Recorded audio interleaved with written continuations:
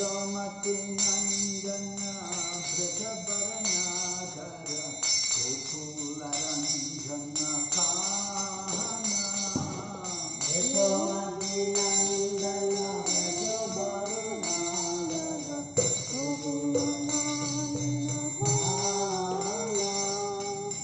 Yasomati Nandana Bradabaranagara Gokula Ranjana Kana Yasomati Nandana Bradabaranagara Gokula Ranjana Kana Gopi Paranadana Madana Manohara Gopi Paranadana Madana Manohara Gopi Paranadana Madana Manohara Gopi Paranadana Madana Manohara Kalyadamana Vidhana Kalyadamana Vidhana Kalyadamana Vidhana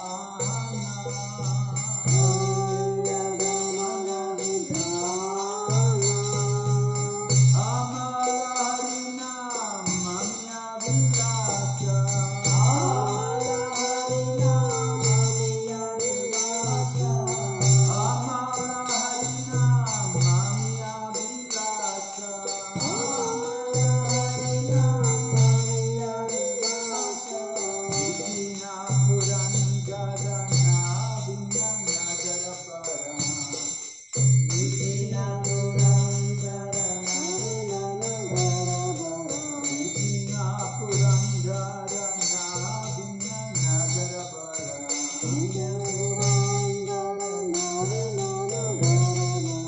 Vamsi Padana Suvahaya Vamsi Padana Suvahaya Vamsi Padana Suvahaya Vamsi Padana Suvahaya Rajajana Pavana Surakulana Sana Rajajana Pavana Surakulana Sana Rajajana Pavana Surakulana Sana Rajajana Pavana Surakulana Sana Nanda Kudana Rakovala Nanda Kudana Rakovala Nanda Kudana Rakovala Nanda Kudana Rakovala Govinda Madhava Navanita Tattara Govinda Madhava Navanita Tattara Govinda Madhava Navanita Tattara Govinda Madhava Navanita Tattara Sundarananda Gopala Sundarananda Gopala Sundarananda Gopala Sundarananda Gopala Yamuna Tattara Gopi Vasanahara Yamuna Tattara Gopi Vasanahara Yamuna Tattara Gopi Vasanahara Yamuna Tattara Gopi Vasanahara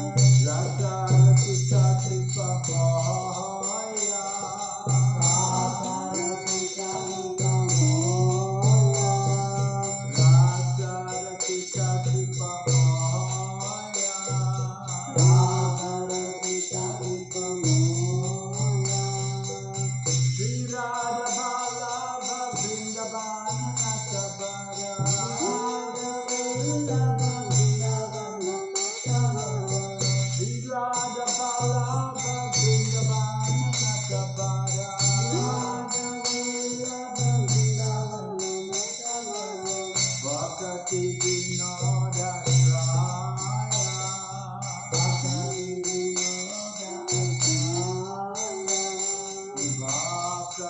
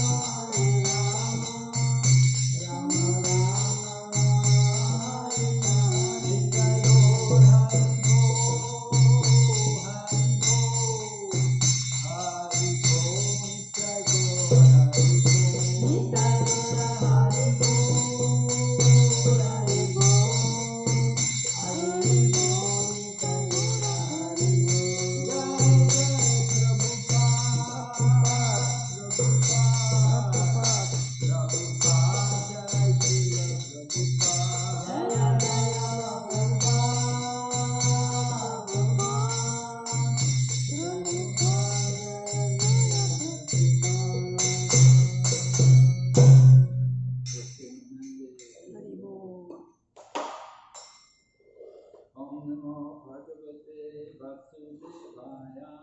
Om Namo Bhagavate Vasudevaya.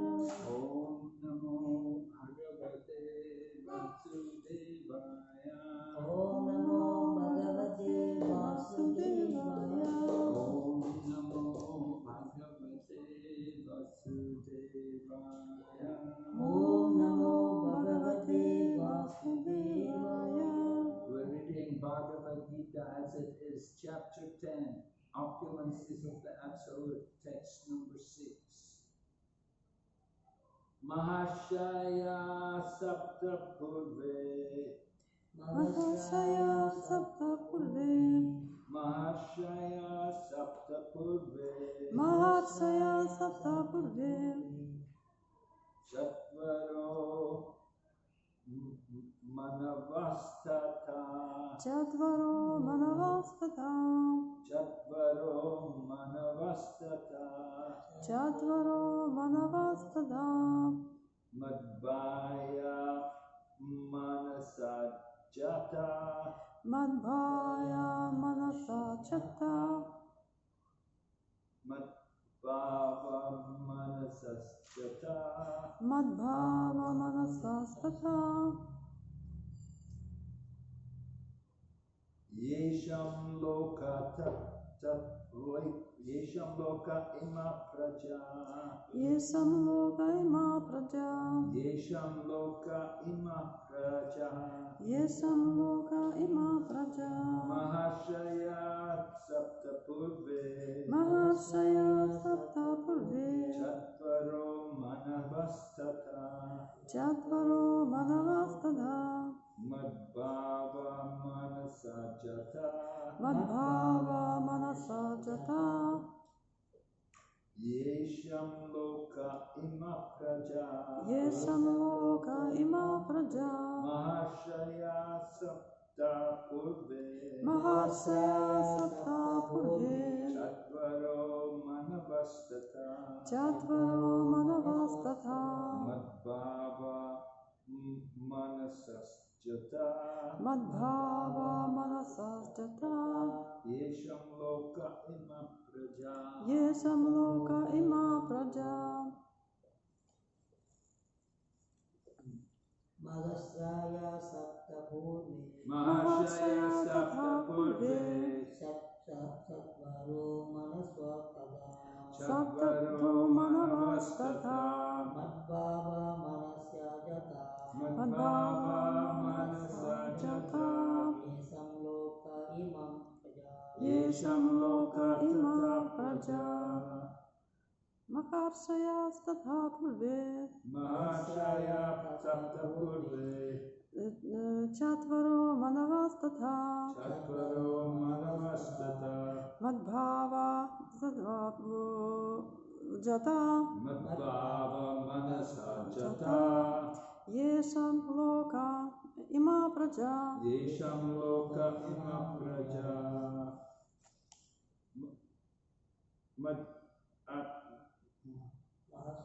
Maharishaya. Mahashaya. The great sages. The great sages. Sapta. Sapta. 7. 7. Purve. Purve. Before. Chatvaraha. Chatvara. 4. Manava. Manus. Tata. Also. Madhvava. Born of me. Manasa. From the mind. Jata. Born. Yesham. Of them. Loke. In the world. Ima. All this. Praja. Population. Translation. The 7 great sages, and before them the 4 other great sages, and the Manus, progenitors of mankind, come from me, born from my mind, and all the living beings populating the various planets descend from them. Purport by Srila Prabhupada. The Lord is giving a genealogical synopsis of the universal population. Brahma is the original creature born out of the energy of the Supreme Lord, who is known as Hiranyagarbha. And from Brahma, all the 7 great sages, and before them 4 other great sages, named Sanaka, Sanandan, Sanatan, and Sanat Kumar, and the Manus are manifested. All these 25 great sages are known as the patriarchs of the living entities all over the universe. There are innumerable universes and innumerable planets within each universe, and each planet is full of population of different entities. All of them are born out of these 25 patriarchs. Brahma underwent penance for 1,000 years of the demigods before he realized by the grace of Krishna how to create. Then from Brahma came Sanaka, Sanandan, Sanatan, and Sanat Kumar. Then Rudra, and then the 7 sages. And in this way, all the Brahmanas and Kshatriyas are born out of the energy of the Supreme Personality of Godhead. Brahma is known as Pitamaha, the grandfather, and Krishna is known as Prapitamaha, the father of the grandfather. That is stated in the 11th chapter of the Bhagavad Gita. Om Nandasya Gyananjana Shalakaya Chakshurmilitam Yena Tasmai Shri Gurave Namaha Shri Chaitanya Manovistam Stapitam Yena Bhutale Swayam Rupam Kadamahyam Dadati Svapadantikam Vandeyam Shri Guru Shri Yata Padakamalam Shri Guru Vaishnavamscha Shri Rupam Sagrajatam Sahagana Raghunatam Vikam Tam Sajivam Savaitam Savadutam Parijana Sahitam Krishna Chaitanya Devam Shri Radha Krishna Padam Sahagana Lalita Shri Vishakha Vitamscha Hey Krishna Karuna Sindhu Dinabandhu Jagatpate Gopesha Gopika Kanta Radha Kanta Namostute Tapta Kanchana Gaurangi Radhe Vrindavaneshwari Vrishabhanusute Devi Pranamami Hari Priye Vanchakalpatarubhyascha Kripa Sindhu Bhayevacha Patitanam Pavanebhyo Vaishnavebhyo Namo Namaha Namaham Vishnu Padaya Krishna Pristaya Bhutale Srimati Bhaktivedanta Swaminiti Namine Namaste Saraswati Devi Gauravani Pracharine Nirvishesha Sunyavadi Paschatya Deshatarine Jai Shri Krishna Chaitanya Prabhu Nityananda Shri Advaita Gadadhar Shri Vasadi Gaur Bhakta Vrinda Hare Krishna, Krishna Krishna, Hare Hare, Hare Rama, Rama Rama, Hare Hare. Translation again. The 7 great sages, and before them the 4 other great sages, and the Manus, progenitors of mankind, come from me. born from my mind, and of the living entities populating the various planets descend from them. Yeah, need some air. Yeah. Very hot. Yeah. All right, so we heard in the previous verse, Lord Krishna was describing how different qualities came from him. Now he's describing their different living entities, how they also come from him. And Prabhupada's explaining how that Krishna is giving a synopsis of the genealogical nature of this planet, the genealogical arrangement in this universe. So foolish people think that life comes from the lower species and comes up to higher species. But you see here in the Bhagavad Gita, it's describing that life comes down from the advanced species down to the lower species. The most elevated person in the universe, the most intelligent, is Lord Brahma. So Lord Brahma is created first of all in the universe. He's created, and he's born from the energy of the Supreme Lord. We know Lord Garbhodaksha Vishnu lays on the Garbhodak ocean, and from his navel the lotus flower comes out, and Brahma is born from the lotus flower. So we call Lord Brahma as Chaturmukh Brahma, because he has 4 faces. Lord Brahma in this universe is a small Brahma. We're in a small universe. So we only have a small Brahma, only 4 faces. So Lord Brahma is created, first of all, from the energy of the Lord. And then Lord Krishna mentions how others are born from his mind. And he talks about the 7 great sages. The 7 great sages, actually, they're all sons of Lord Brahma. They're all coming from Lord Brahma. But we could say, here Lord Krishna says they're born from his mind. And the 4 other great sages, meaning the 4 Kumaras, also come. And the 4 Kumaras, they were the first creation. They were the first beings to be created in the universe.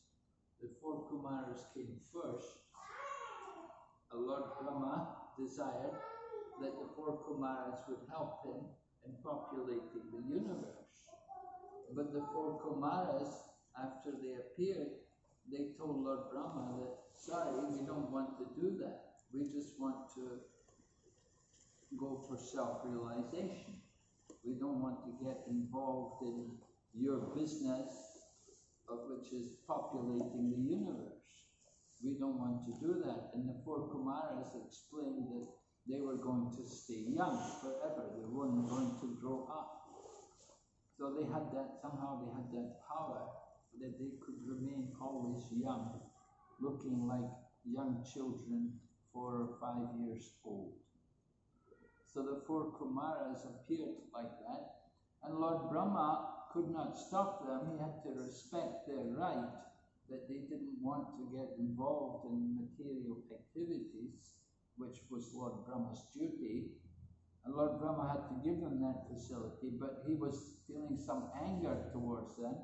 And the result of that anger was that Rudra came out from the head of Lord Brahma. So Rudra was born from the anger of Lord Brahma. And in this way, Rudra appeared.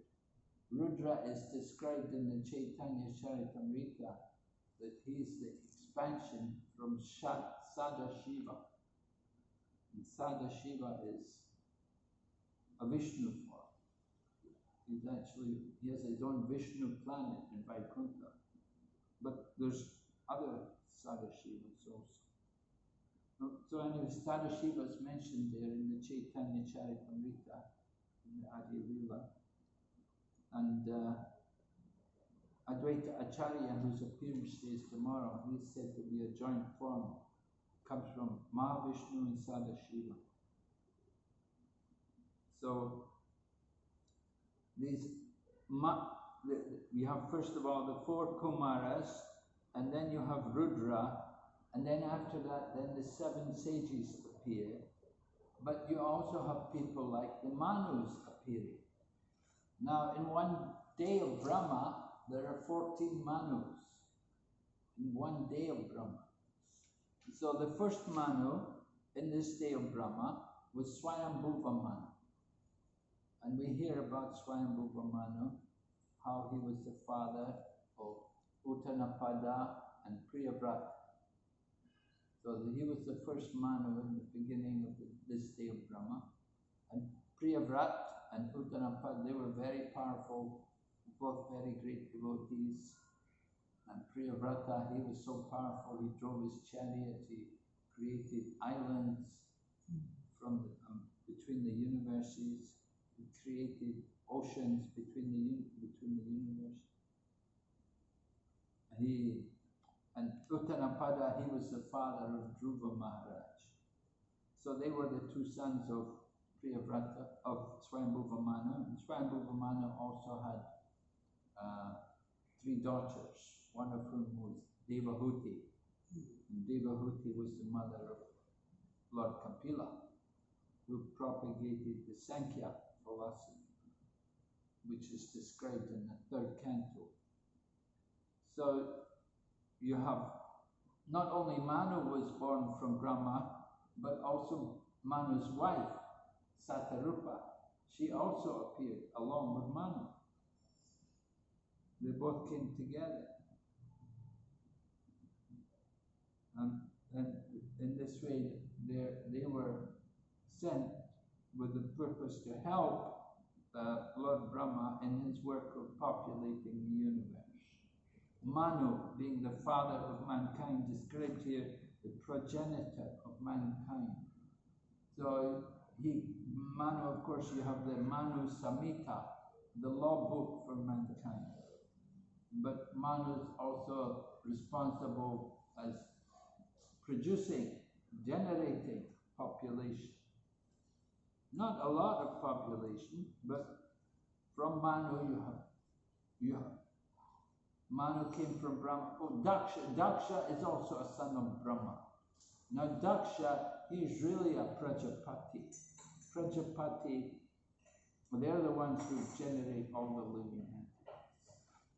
So Daksha, he could produce 100,000 sons at one time. And then Narada Muni delivered, was it, or maybe it was 10,000. Anyway, some big number. First 10,000 sons, and then second time 1,000 sons. And Narada Muni took both the groups away, made them into Paramahamsas, not to go back, not to go into the material world.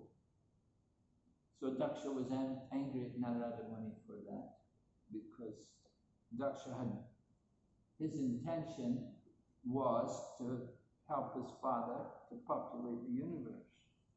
These are Prajapati. Daksha means expert. So Daksha was expert at creating progeny. But after Narada Muni took all the boys away, then Daksha decided that better next time we will just have girls. So he didn't produce any more boys. He had girls and daughters. And he arranged for the daughters to get married to great sages, and that they would produce different living entities. So you have people like Sati. Sati was one of the daughters of Daksha. And Sati of course got married to Lord Shiva, and then because the Daksha was very offensive to Lord Shiva, so Sati decided she didn't want to have any relationship with Daksha. And so she gave up her body. She sat in meditation and fire come out and burned her body. And she took birth again. She took birth again as the daughter of the Himalayas. And again, she became the wife of Lord Shiva. Because that's her position. She's the eternal consort of Lord Shiva. So like that, you have Lord Shiva or Rudra coming from the head of the forehead of Brahma when he was angry. You have the four Kumaras, and the four Kumaras, they're nice devotees, they're brahmacharis, nice tika brahmacharis, of course, and they stay up in the upper region of the universe. The four planets at the top of the universe, above Swargaloka, above the heavenly planets, you have Mahaloka, Janaloka, Tapoloka, and Satyaloka. Satyaloka means that's where Lord Brahma lives. And the four Kumaras, they're often in Tapoloka, but sometimes also Janaloka. And sometimes you read in Srimad Bhagavatam how sometimes they would appear on this planet. Like when Maharaj Prithu was present, he would do great yagyas, sacrifices. So at that time, sometimes four Kumaras would come there, being so pleased with his sacrifice. And Prithu Maharaj would offer prayers, and they would also give knowledge to Prithu Maharaj. So the four Kumaras, generally, they're engaged in meditation. They practice the Astanga Yoga system, and they meditate on the form of the Lord. In the Brihad Bhagavatamrita, there's a very elaborate description about Gop Kumar. Gop Kumar was a cowherd boy from Govardhan, and he got a mantra from his guru. And with the power of this mantra, he was able to travel. And he went to different places, higher and higher in the universe. And at one point, he went to Tapaloka. And in Tapaloka, the four Kumaras were there. And he met with the four Kumaras. And he heard the four Kumaras, he heard them speaking. He discussed with them about which is the better process. Is it better, to do meditation, or is it better to do chanting mantras? There's elaborate philosophical discussion with the four Kumaras. So, four Kumaras are the great Gyanis, the Brahma Gyanis. They have a lot of knowledge. But they became attracted, of course, when they went to Vaikuntha. They got stopped by Jayan Vijay, and at that time they cursed Jayan Vijay to come down to the material world. They said to Jayan Vijay, "You're not fit to be here. That this is the spiritual world. You're not fit to be here because you're offensive. You're nasty. You're angry to us." Because the Jayan Vijay wouldn't let four Kumaras into Vaikuntha. So the four Kumaras cursed Jayan Vijay. But it was all arranged. It was the plan of the Lord, because earlier Jayan Vijay had been offensive to the goddess of fortune. It happened that on one occasion the goddess of fortune wanted to enter, and they stopped her because they said, Lord Narayan is resting. You cannot go in and disturb him. So she was angry at them also. So Jayan Vijay, they got punished for that. That's why they had to come into the material world and take birth. But they got the choice. Either they could take birth as devotees for 7 births, or as demons for 3 births. So they thought better to be a demon and just take 3 births. Because if we go as demons, it'll be quicker. But if we go as devotees, 7 births, it will take a long time before we can come back to the spiritual world. So they said, better we go and get it over with and take birth in demon bodies 3 times, and then we can come back to Vaikuntha. So it was arranged. They took birth first of all as Hiranyakashipu and Hiranyaksha, the two sons of Diti. You can read about the pregnancy of Diti in the evening. Diti molested her husband Kashyapa and seduced him at an inauspicious time. And the result was she gave birth to these two demons, Hiranyakashipu and Hiranyaksha. So they were killed. Hiranyaksha was killed by Lord Varaha. The Hiranyakashipu was killed by Lord Nrsimhadev. And then they took birth as Ravan and Kumbhakarna. And Ravan, of course, is a Brahmana. He's born in a Brahmana family. As were, of course, Hiranyakashipu and Hiranyaksha. They were the sons of Kashyapa. They were also Brahmins. Although they're demons, they're born in Brahmana family. So Ravan and Kumbhakarna, they were killed by Lord Rama. And then they took birth in Krishna Lila as Shishupal and Dantavakra. And Shishupal and Dantavakra, they were killed by Lord Krishna. So that was the end of their three births. And then they went back to Vaikuntha to take up their services, Jai and Vijay. So in this way, the four Kumaras were helping for the pastimes of the Lord. The four Kumaras. Seems that in every universe they have these people. In every universe there's Brahma. In every universe you have Shiva. In every universe the four Kumaras are also there. Now sometimes it happens that Lord Brahma and the four Kumaras are not pure devotees. And they may not go back to Godhead. Now sometimes they go back to Godhead, but not every time. So it's described that if in the third canto of the Srimad Bhagavatam, in the Kapila Shiksha section, I think it's chapter number 32, it describes there how that if the four Kumaras or Lord Brahma, if they're not pure devotees, if they have any kind of material aspirations, then they don't go back to Godhead, but they enter into the body of Mahavishnu. At the time of the annihilation, all the living entities who are not yet ready to go back to Godhead, they enter into the body of Mahavishnu. And they remain in that subtle form, unmanifest form, in the body of Mahavishnu. And then, when it's time for another creation,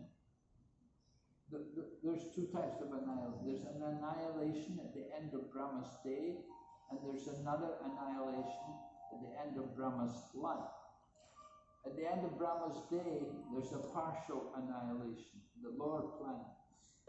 But at the end of Brahma's life, there's a total annihilation. So with the total annihilation, the living entities enter into the body of Mahavishnu. When it's just a partial annihilation, then they enter into the body of Garbhodaksha Vishnu. And then they have to take birth again. They will take birth again. So the four Kumaras, they are also Mahajans. They're also authorities in the Vedic knowledge. Swayambhu, Narada, Shambhu, Kumar, Kapilo, Manu. So the Kumars, all four Kumaras, they're all pure devotees. They're authorities in the devotional process. And Lord Brahma is also pure devotee. Of course, he's the Adi Guru for us. Now Lord Brahma, at the beginning of the creation, he did austerities. As described here, he did austerities for 1,000 years of the demigods in order to get the power to do the work of creation. And so he did all that. At the beginning of the creation, after taking birth from the lotus flower, he heard the two syllables, ta and pa. And so he understood the meaning of this ta, pa, is that he should do austerity. And he took that, he didn't know who was saying, didn't know where the sound was coming from, but he understood it to be divine. So he took the instruction to heart, and he did this austerity for 1,000 years of the demigods. It's a very, very long time. But the result of his tapasya was that he became empowered to do the work of creation, and he was also initiated by the Lord also. Gayatri mantra was given to him, and the Vedic knowledge was also imparted into his heart. So Lord Brahma performs many functions, and one of the functions he does, he also produces the different progeny for helping to populate the universe. It's important that the universe is properly populated, and it's a duty of Lord Brahma to produce that, to arrange for that, under the direction of the Supreme Lord. As described here, Lord Krishna says, it all comes from him, comes from his mind, born from my mind, and of the living beings populating the various planets. They descend, the living beings all descend from these people. In the beginning, Lord Brahma, and then Lord Brahma's sons, the different sons, and sometimes he creates, just like Manu came along with his wife, and so they produced many children. And then I was telling you about the sons of Swayambhuva Manu, Uttanapada. They produced children. Daksha was a son of Brahma. He produced many children. Daksha, and then also Kashyapa and Aditi. They produced a lot of different living entities. All came from Kashyapa and Aditi, Hare Krishna. So Kashyapa and Aditi, they were very active in helping to populate the universe. And then the great sages, they were married to people like the daughters of Kadama Muni and Devahuti. Kadama Muni and Devahuti, they had 9 daughters. So they married 9 sages. You must have found 2. It's mentioned here 7 sages. Anyway, we can understand something of the population of the universe, how it all became populated. The different living entities, they all came about from the upper region down, not from the bottom up, but from the top down. So the more elevated, the more advanced living entities came first. There was no evolution from lower species. You know, modern theory, they give the evolution theory, life is evolved from the lower species. That is not supported in the Vedas. The Vedic evidence is that life comes from the higher species down. When we come into the material world, from the spiritual world, it said we take birth in the upper planets. Become even Lord Brahma. The first birth in the material world, you take birth as a Brahma. And there are an infinite number of Brahmas. There's infinite number of universes in the material creation. So there's an infinite number of Brahmas. And everywhere you have also Shivas, you have 4 Kumaras, they're all there. Alright? Any question? The material world is just a quarter of the entire Yes, creation. right. The material creation is 1/4 compared to the spiritual world. The spiritual sky, the Vaikuntha and Goloka, they make up 3/4, 3 times greater than the whole material cosmic manifestation. So the material cosmic manifestation is just like one tiny portion. It's like a cloudy region in the vast spiritual sky. Just like a cloudy region. Just like you get one cloud in the sky. Cloud only covers a portion of the sky. But material world, in the same way, is like that. It's just one portion of the whole vast spiritual sky. The Paravyom, the spiritual sky.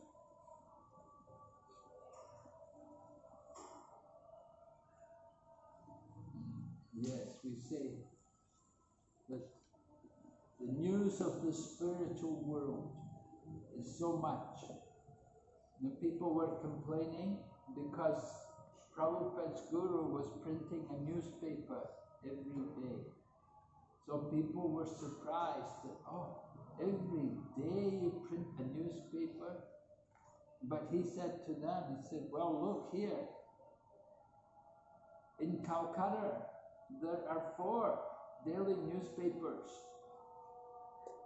And Calcutta is only one city on one planet, in one universe, in the material world. And the material world is 1/4 compared to the spiritual world. So my newspaper is the news of the spiritual world. And so I could have a newspaper every second of the day. But problem is there are no customers. So like that, he supported his printing work, explaining that this newspaper was the news of the spiritual world. We need to hear about what's going on in the spiritual world. We spend so much time hearing the Gramya Katha, the village talk, the mundane gossip of the material world, this flickering, temporary world. We become so fascinating and absorbed in the material things, which are so temporary. What we need to do is give our attention to hear about the spiritual world, about the nature of the kingdom of God, and what's taking place there. So this is described to us in books like Bhagavad Gita and Srimad Bhagavatam. We want to make these kind of books our newspapers instead of daily newspapers to read about politics and mundane gossips of the material world. We need to hear about the spiritual world, about what the Supreme Lord is doing there, what's happening there. People have no idea. They don't know what's going on. They want to go there, but they don't know what's going on. They don't know what's happening. But we need to hear about the Lord, and we need to hear about His form and His qualities and His activities. And in this way we can enrich our mind. And when our mind is full of thoughts of the Lord, then it will be easier for us to enter there, into that kingdom of God. Yam yam vapi smaram bhavam chajate ante kalevaram. Whatever we remember at the end of life, that will lead us to the destination in the next life. So it's very important for us to be able to focus our mind on the proper thoughts at the end of life. And in order to do that, we have to practice. We have to practice throughout our life. Particularly in our older age, it's important for us to prepare for the end of life, so that at the end of life we can fix our mind on an appropriate destination. We should understand that life is eternal, the soul is eternal, and death is simply the change of the body. You give up one body and you go and take another body, some other place. So we want to be conscious about where we're going to go to take this next body. And it will be decided by the activities which we're doing in this life, the consciousness which we have. If we spend our whole day with the dog, taking care of the dog, next life may become the dog. So there's even an example in Damodar Lila. There were two devas. They were young men in the heavenly planets, and they had to become trees, and they had to stand as trees for a long time. So this kind of thing can happen. It's not that we always go up, but we can also go down. The human life is like the crossroads. Either you can go up or down or come back. If you go up, it's better than going down. To go down means to go into the hellish planets, into the lower forms of life, and to lose the valuable opportunity of the human life. The human life is very special. It's a responsibility. Understand who I am, why I'm here, where I'm going. So these questions are important, and we should want to know the answers to these questions. And we do get the answers very clearly in the Vedas, in the scriptures. We have to hear. So this is the point.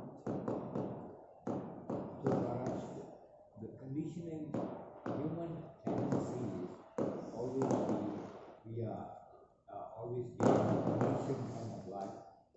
So it's very important to see where your conditioning is happening. Is it in the spiritual or material? To determine the kind of output or the body is going to get. Yes. Yes, you're right. The activities which we're doing will condition us. We become conditioned to certain things, certain activities. We become conditioned. We develop certain habits. And we don't think about them. We don't always think what is good, what is bad, what is right, what is wrong. We're just thinking, oh, it's all right. Just like meat eating, people are conditioned to eat non-vegetarian. They think, oh, it's all right. Everybody's eating it. They think, oh, there's so many restaurants, they're all selling it. But they don't think what is actually proper according to civilized society. So this is conditioning. We become blind. We become callous.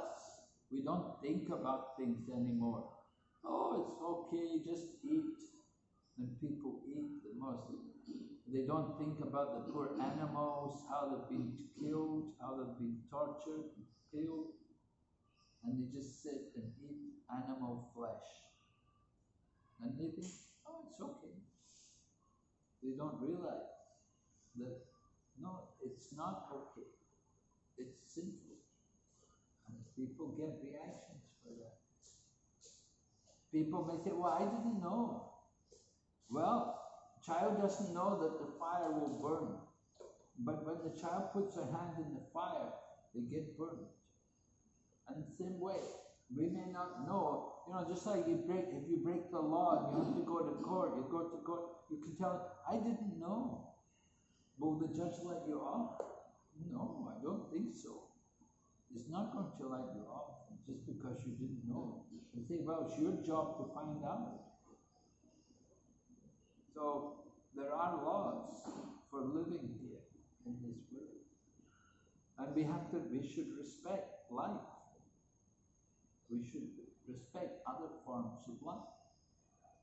So killing is just like if you kill a person, it's a crime. It's serious. And same way you kill an animal, it's also a crime.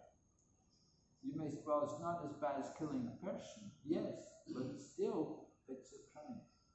And you get reactions. People will suffer. The similar instances, Russia, in a spiritual activity you do, it's also conditioning, right? Without consciousness. Well, that's purified consciousness. Other consciousness is contaminated consciousness.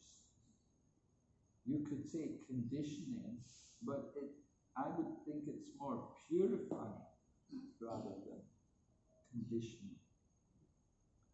Yes, if we practice the spiritual path, then we will develop certain habits. Just like the habit of someone who is practicing the spiritual path, they'll wake up early in the morning. They have a habit. Get up early in the morning, take bath, and then do some mantra meditation like that. They develop these habits. You could say conditioning, but it's purification as well. The consciousness is becoming purified by these things. Conditioning, it's more material conditioning. Conditioned to sleep late every day, stay up very late at night, watching movies, and wake up very late in the morning, and go and drink tea and coffee, smoke cigarettes. You know, when the first thing they do in the morning, where's my cigarettes, where's my coffee, like that, you know. That is conditioning. For the devotee lifestyle is different. It's not really conditioning, it's purification, it's elevation.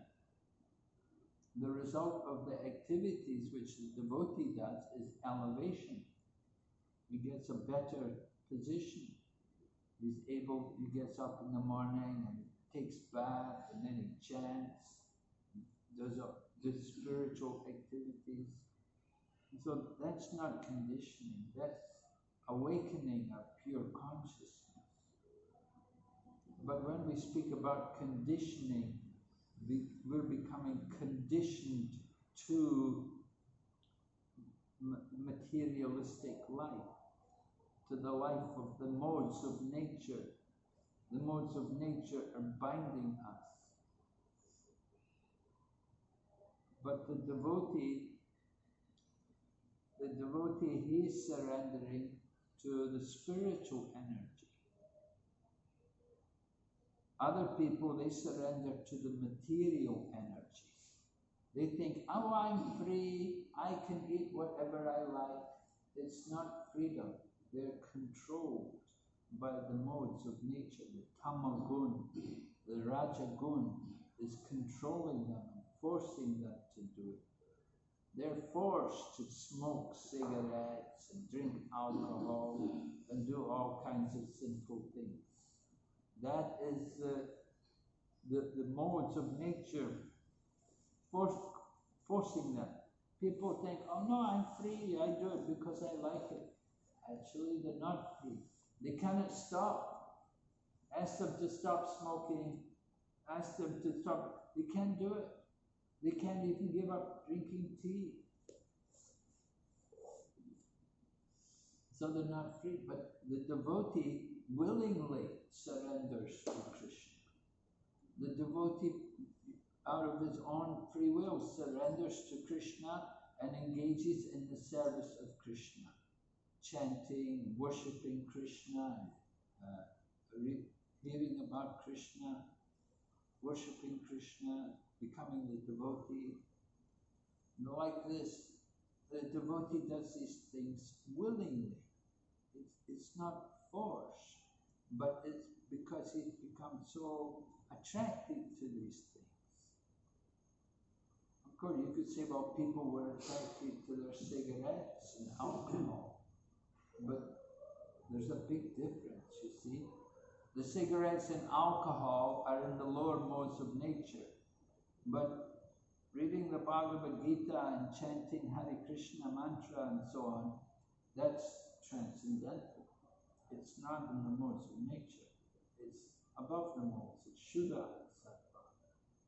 It's pure goodness. So it's not conditioning.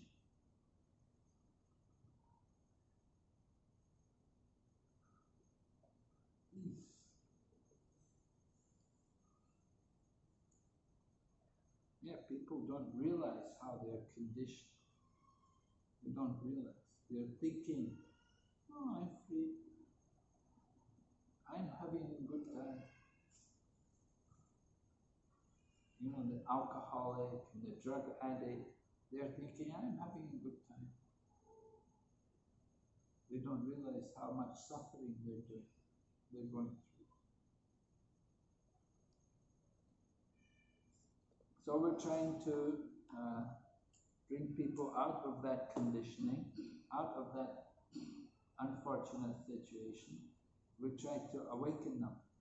The Vedas say, tamasima jyotirgama. Don't stay in the dark. Come to the light. So the light, the knowledge is like light. Where there is knowledge, then you don't have to be afraid of the darkness.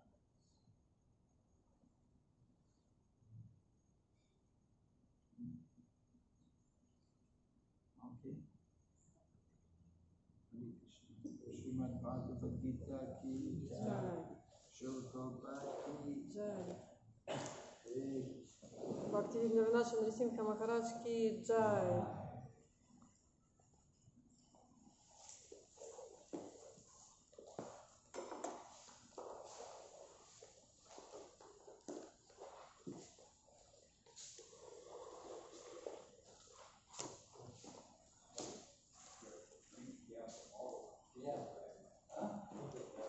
Oh, tomorrow's Saturday. They want to there for Sunday. Because they're doing the Vasant Panchami on Sunday. We were going to go after lunch. But this one guy is going to come